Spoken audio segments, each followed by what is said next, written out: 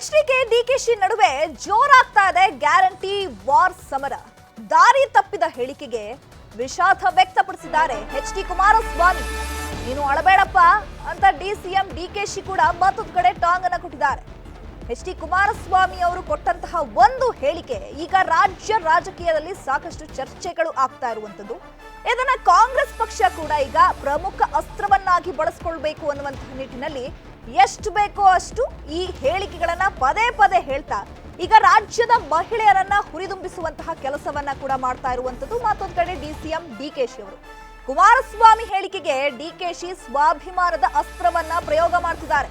ಈ ಹೇಳಿಕೆಯನ್ನ ರಾಜ್ಯದ ತಾಯಂದಿರು ಖಂಡಿಸಬೇಕು, ಪ್ರತಿ ಮಹಿಳೆ ಹೋರಾಟಕ್ಕೆ ಧುಮುಕಬೇಕು ಅಂತ ಕರೆ ಕೊಟ್ಟಿದ್ದಾರೆ ಡಿಕೆಶಿ.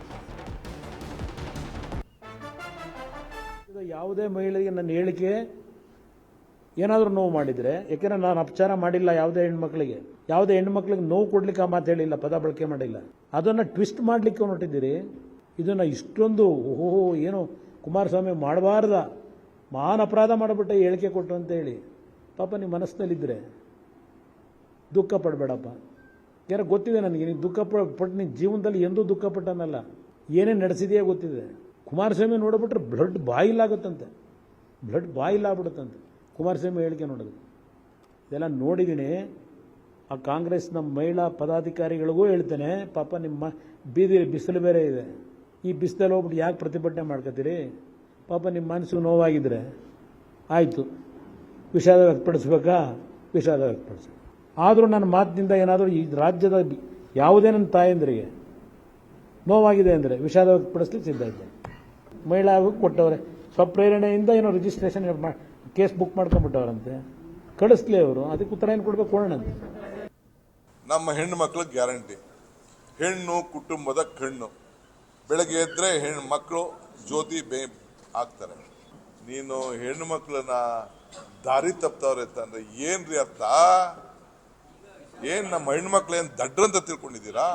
ಎಲ್ಲ ಮಹಿಳೆಯರಿಗೆ, ಕಾಂಗ್ರೆಸ್ ಅಂತಲ್ಲ, ಎಲ್ಲ ಮಹಿಳೆಯರಿಗೆ ಸ್ವಾಭಿಮಾನದ ಪ್ರಶ್ನೆ ಇದು.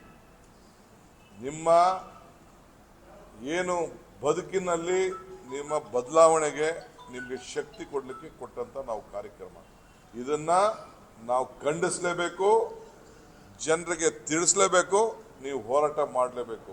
ನಾನು ಪ್ರತಿಯೊಂದು ನಮ್ಮ ಎಲ್ಲ ಮಹಿಳಾ ಸಂಘಟನೆಗಳಿಗೆ ಪಕ್ಷ ಭೇದವನ್ನು ಮರೆತು ನಮ್ಮ ತಾಯಂದಿರಿಗೆ, ನನ್ನ ಅಕ್ಕದಿರಿಗೆ ನಿಮ್ಮ ಗೌರವ, ನಿಮ್ಮ ಸ್ವಾಭಿಮಾನವನ್ನು ಉಳಿಸ್ಕೊಳ್ಬೇಕು.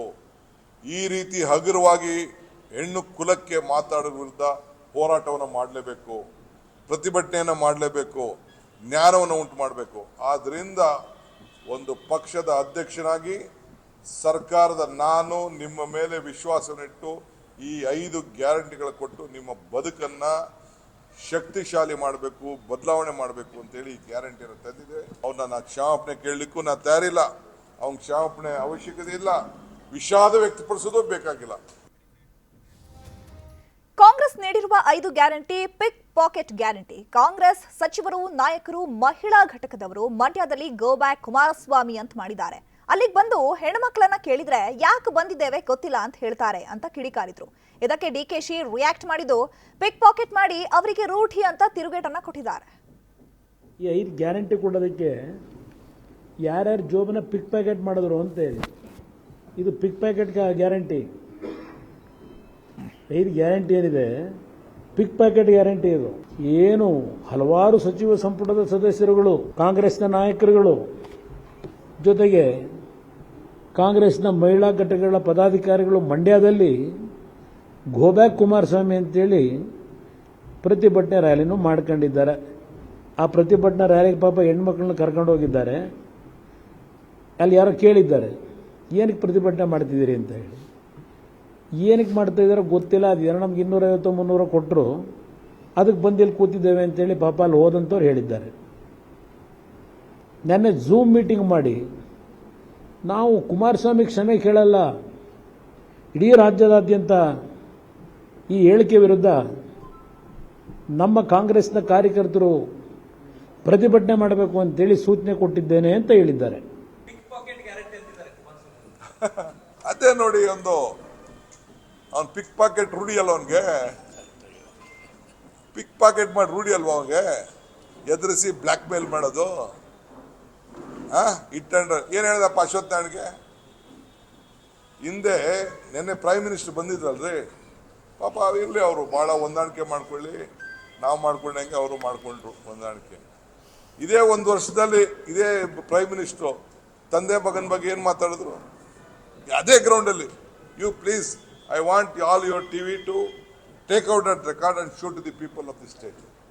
ನೀವು ಜನಕ್ಕೆ ತೋರಿಸ್ಬೇಕು 1 ವರ್ಷದಿಂದ ಗೌಡ್ರು ಏನು ಮಾತಾಡಿದ್ರು, ಅಮಿತ್ ಶಾ ಏನು ಮಾತಾಡಿದ್ರು, ಬಿಜೆಪಿಯವರು ಏನು ಮಾತಾಡಿದ್ರು ತೋರಿಸ್ಬೇಕು ನೀವು.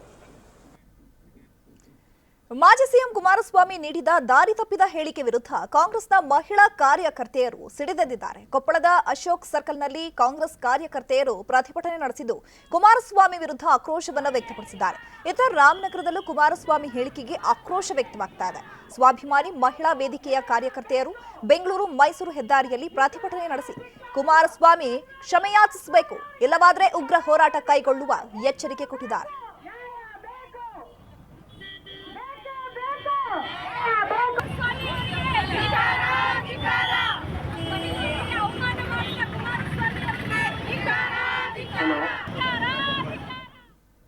ಈ ಬಗ್ಗೆ ಮತ್ತಷ್ಟು ಮಾಹಿತಿಯನ್ನು ಕೊಡ್ತಾರೆ ನಮ್ಮ ಪ್ರತಿನಿಧಿ ಹೆಬ್ಬಾಕ ತಿಮ್ಮೇಗೌಡರು. ನೇರ ಸಂಪರ್ಕದಲ್ಲಿ ಜಾಯ್ನ್ ಆಗಿದ್ದಾರೆ. ಹೆಬ್ಬಾಕ ತಿಮ್ಮೇಗೌಡ್ರೆ, ಈ ಲೋಕಸಭಾ ಚುನಾವಣೆಯ ಸಂದರ್ಭದಲ್ಲಿ ಯಾವುದೇ ಪಕ್ಷಗಳು ಕೊಟ್ಟಂತಹ ಹೇಳಿಕೆಗಳು ಅದರದ್ದೇ ಆದಂತಹ ಪ್ರಾಮುಖ್ಯತೆಯನ್ನ ಪಡ್ಕೊಳ್ಳುತ್ತೆ. ಆ ಒಂದು ಪರಿಸ್ಥಿತಿಯಲ್ಲಿ ಈಗ HDK ಅವರು ಕೊಟ್ಟಿರುವಂತಹ ಹೇಳಿಕೆ ರಾಜ್ಯ ರಾಜಕೀಯದಲ್ಲಿ ಸಿಕ್ಕಾಪಟ್ಟೆ ಸಂಚಲನ ಸೃಷ್ಟಿಸ್ತಾ ಇದೆ. ಇದನ್ನ ಕಾಂಗ್ರೆಸ್ ಯಾವ ರೀತಿ ಅಸ್ತ್ರವನ್ನಾಗಿ ಬಳಕೆ ಮಾಡಿಕೊಂಡು ಮತ ಸೆಳೆಯೋದಕ್ಕೆ ಪ್ಲಾನ್ ಅನ್ನ ಮಾಡ್ಕೊಂಡಿರುವಂತದ್ದು? ಯಾವ ರೀತಿಯಾಗಿ ಅಸ್ತ್ರವನ್ನಾಗಿ ಮಾಡ್ಕೊಂಡಿದೆ ಅಂದ್ರೆ, ಇದು ಲೋಕಸಭಾ ಚುನಾವಣಾ ವರ್ಷ. ಲೋಕಸಭಾ ಮೊದಲ ಹಂತದ ಲೋಕಸಭಾ ಚುನಾವಣೆಗೆ ಇನ್ನ ಕೆಲವೇ ದಿನಗಳಷ್ಟೇ ಬಾಕಿ ಉಳಿದಿರ್ತಕ್ಕಂಥದ್ದು. ಕುಮಾರಸ್ವಾಮಿರ ಹೇಳಿಕೆಗಳನ್ನೇ ಅಸ್ತ್ರವನ್ನಾಗಿ ಮಾಡ್ಕೊಳ್ಳೋದ್ರ ಮುಖಾಂತರ ಆ ಒಂದು ಮಹಿಳಾ ಮತದಾರರನ್ನ ಪಕ್ಷದತ್ತ ಸೆಳೆಯುವಂತ ಒಂದು ತಂತ್ರಗಾರಿಕೆಯೇ ಈ ಕುಮಾರಸ್ವಾಮಿರ ಹೇಳಿಕೆಯ ಅಸ್ತ್ರದ ಹಿಂದಿರ್ತಕ್ಕಂಥ ಲೆಕ್ಕಾಚಾರ.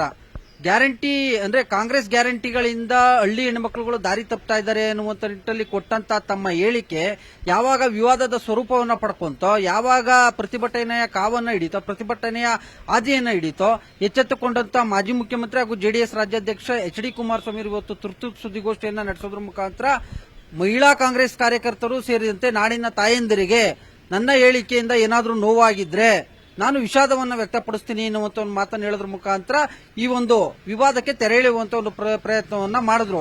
ಸೊ ಈ ಒಂದು ಪ್ರತಿಭಟನೆಗೆ ಕರೆ ಕೊಟ್ಟಂತ ಕೆಪಿಸಿಸಿ ಅಧ್ಯಕ್ಷರು ಆಗಿರ್ತಕ್ಕಂಥ ಉಪಮುಖ್ಯಮಂತ್ರಿ DK ಶಿವಕುಮಾರ್ ವಿರುದ್ಧ ತೀವ್ರ ಕಿಡಿಕಾರಿರ್ತಕ್ಕಂಥ HD ಕುಮಾರಸ್ವಾಮಿ ಅವರು, ನೋಡಪ್ಪ DK ಶಿವಕುಮಾರ್, ಮೋಸ್ಟ್ಲಿ ನೀನು ಇಂದಿರಾ ಗಾಂಧಿಯವರು ಸಾವನ್ನಪ್ಪಿದಂತ ಸಂದರ್ಭ ಬಿಟ್ರೆ ಇವತ್ತೇ ನೀನು ಬಹಳ ದುಃಖ ತಪ್ತನಾಗಿರ್ತಕ್ಕಂಥದ್ದು ಅಂತ ಕಾಣಿಸುತ್ತೆ.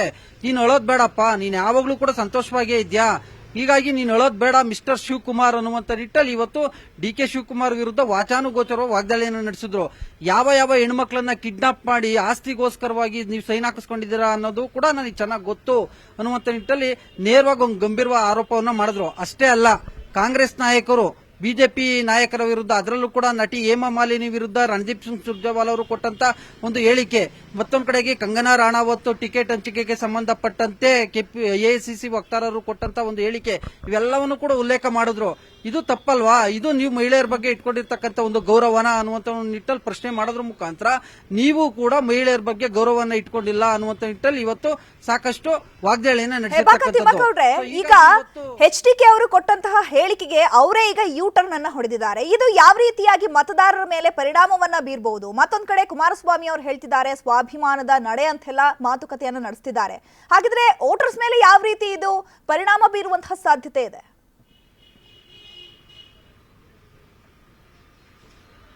ವೋಟರ್ ಮೇಲೆ ಪರಿಣಾಮ ಬೀರುತ್ತೆ ಅನ್ನುವಂತ ಒಂದು ಆತಂಕದಲ್ಲಿಯೇ ಇವತ್ತು ಕುಮಾರಸ್ವಾಮಿ ತುರ್ತು ಸುದ್ದಿಗೋಷ್ಠಿಯನ್ನ ಕರೆದ್ರು. ಯಾವಾಗ ಏನು ಕಾಂಗ್ರೆಸ್ ನಾಯಕರು ಏನು ತಮ್ಮ ಹೇಳಿಕೆಯ ವಿರುದ್ಧ ತೀವ್ರ ವಾಗ್ದಾಳಿ, ಮತ್ತೊಂದು ಕಡೆಗೆ ಅವರು ಈ ಒಂದು ವಿಚಾರವಾಗಿ ಪ್ರತಿಭಟನೆಯ ಕರೆಯನ್ನ ಕೊಟ್ಟರಲ್ಲ, ನಿನ್ನೆ ಒಂದು ಸ್ಪಷ್ಟನೆಯನ್ನ ಕೊಟ್ಟಿದ್ರು. ಆದ್ರೂ ಕೂಡ ಇದು ಮತ್ತಷ್ಟು ವಿವಾದದ ಸ್ವರೂಪವನ್ನು ಪಡ್ಕೊಳ್ತು. ಸಾಮಾಜಿಕ ಜಾಲತಾಣಗಳಲ್ಲಿ ಸಾಕಷ್ಟು ಆಕ್ರೋಶ, ಟೀಕೆಗಳು ವ್ಯಕ್ತವಾದಂತ ಹಿನ್ನೆಲೆಯಲ್ಲಿ ಇದೀಗ ಅದನ್ನೇ ಅಸ್ತ್ರವನ್ನಾಗಿ ಮಾಡ್ಕೊಳ್ಳೋದ್ರ ಮುಖಾಂತರ ಕಾಂಗ್ರೆಸ್ ಇವತ್ತು ನಾಡಿನ ಹಲವೆಡೆ ಪ್ರತಿಭಟನೆಯನ್ನು ಕೂಡ ಮಾಡೋದಕ್ಕೆ ಮುಂದಾಗಿತ್ತು. ಎಸ್ಪೆಷಲಿ ತಾವು ಸ್ಪರ್ಧೆ ಮಾಡ್ತಾ ಇರತಕ್ಕಂತ ಮಂಡ್ಯ ಲೋಕಸಭಾ ಕ್ಷೇತ್ರದಲ್ಲಿ ಪ್ರತಿ ತಾಲೂಕುವಾರು ಕಾಂಗ್ರೆಸ್ ಕಾರ್ಯಕರ್ತರು ಸೇರಿದಂತೆ ವಿವಿಧ ಸ್ತ್ರೀ ಶಕ್ತಿ ಸಂಘಟನೆಗಳು ಪ್ರತಿಭಟನೆಗೆ ಇಳಿದಿದ್ವು. ನಿನ್ನೆ ಕೂಡ ಪ್ರತಿಭಟನೆಯನ್ನ ಮಾಡಿದ್ವು. ಸೊ ಹೀಗಾಗಿ ಇದು 100ಕ್ಕೆ 100 ನನಗೆ ಎಫೆಕ್ಟ್ ಆಗಬಹುದು ಅನ್ನುವಂತ ಒಂದು ಆತಂಕದಲ್ಲಿಯೇ ಇವತ್ತು ಕುಮಾರಸ್ವಾಮಿ ಅವರು ಸುದ್ದಿಗೋಷ್ಠಿಯನ್ನ ನಡೆಸೋದ್ರ ಮುಖಾಂತರ ಡ್ಯಾಮೇಜ್ ಕಂಟ್ರೋಲ್ಗೆ ಮುಂದಾದ್ರು. ಈ ಸಂದರ್ಭದಲ್ಲಿ ಇದರ ವಿರುದ್ಧ ಅಂದ್ರೆ ತಮ್ಮ ವಿರುದ್ಧ ಪ್ರತಿಭಟನೆಗೆ ಕರೆ ಕೊಟ್ಟು ಇದನ್ನ ವಿವಾದ ಸ್ವರೂಪ ಮಾಡಿದಂತ ಡಿ.ಕೆ. ಶಿವಕುಮಾರ್ ವಿರುದ್ಧ ಕಿಡಿಕಾರದ್ರು. ಇದಕ್ಕೆ ಡಿ.ಕೆ. ಶಿವಕುಮಾರ್ ಅವರು ಕೂಡ ಮಿಸ್ಟರ್ ಕುಮಾರಸ್ವಾಮಿ ನೀನೊಬ್ಬ ಮೋಸಗಾರ, ನೀನೊಬ್ಬ ಸುಳ್ಳುಗಾರ ಧನ್ಯವಾದಗಳು ಸಭಾಪತಿ ತಿಮ್ಮೇಗೌಡ್ರೆ ತಮ್ಮೆಲ್ಲ ಮಾಹಿತಿಗಾಗಿ. ಕನ್ನಡಿಗರ ನೆಚ್ಚಿನ ನ್ಯೂಸ್ 18 ಕನ್ನಡ ಈಗ ವಾಟ್ಸ್ಆಪ್ನಲ್ಲೂ ಲಭ್ಯ. ಕರ್ನಾಟಕ, ದೇಶ, ವಿದೇಶಗಳ 360 ಡಿಗ್ರಿ ಸುದ್ದಿಯ ವಿವರಗಳನ್ನ ನಿಮ್ಮ ಕೈ ಬೆರಳುಗಳಲ್ಲೇ ಪಡಿಲಿಕ್ಕೆ ಈ QR ಕೋಡ್ ಅನ್ನ ಸ್ಕ್ಯಾನ್ ಮಾಡಿ, ನಮ್ಮ ಚಾನಲ್ ಫಾಲೋ ಮಾಡಿ, ನೋಟಿಫಿಕೇಶನ್ ಆನ್ ಮಾಡಿ.